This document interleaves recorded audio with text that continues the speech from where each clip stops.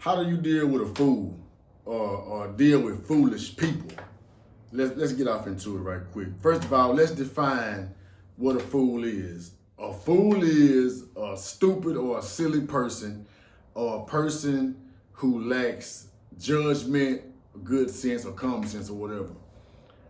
Those are some of the hardest people that I've learned in life that you're gonna run across, because a fool is somebody that you can't tell them shit. They got to see everything on their own. They have to come into an understanding on their own time. And we all do to a certain extent. But some of us have the discernment, some of us have the awareness, some of us have a divine connection that allows us to intuitively know right from wrong, good or bad, danger, safety, things like this, where a fool will walk off into danger because they're foolish, because their sense of awareness is so low, because their judgment is so poor.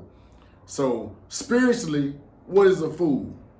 A fool spiritually is one who doesn't have any wisdom, or refuses instruction, or is blind, deaf, dumb and blind to wise counsel.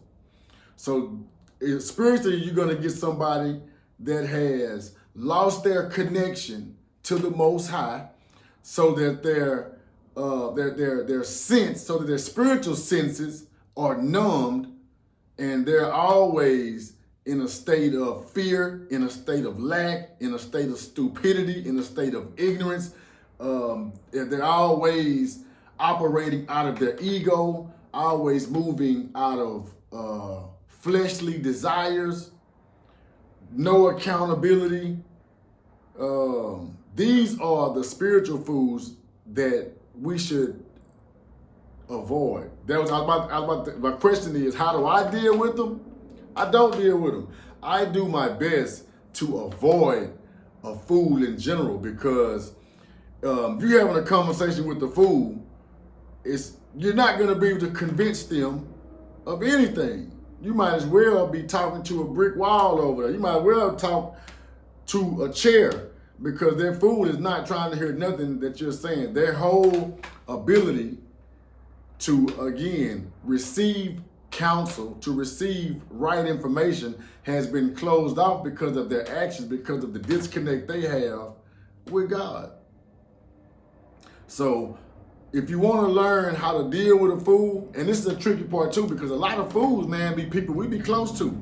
Sometimes these are some of our closest friends. Sometimes these are our family members. These are our parents. Sometimes these are our children. Sometimes you're laying up in the bed with a fool, and you don't know how to remove yourself because you turn into a fool yourself. So my best advice is to use a fool as a measurement to see what not to do, to see how not to think, to see what path not to go down. That's the best placement for a fool in your life, because we're not gonna live a life where we don't deal with foolish people, because our nature in itself has a bit of foolishness in it. But that's the nature that we have to rise above. That is our lower nature. And if we are living in that, thinking in that, existing in that, then we're not going to be operating with a divine connection. We're not going to be operating in a high spiritual form. We're not going to be operating in elevated consciousness. We're going to be living, how they say, in the root chakra. You're going to be living in ignorance. You're going to be living always in a state of mess. You know, a fool always, they love mess. They love drama. They love confusion. Wisdom and right thinking can't manifest itself inside of a vessel that's controlled by foolish behavior or a foolish mentality. Don't be a fool.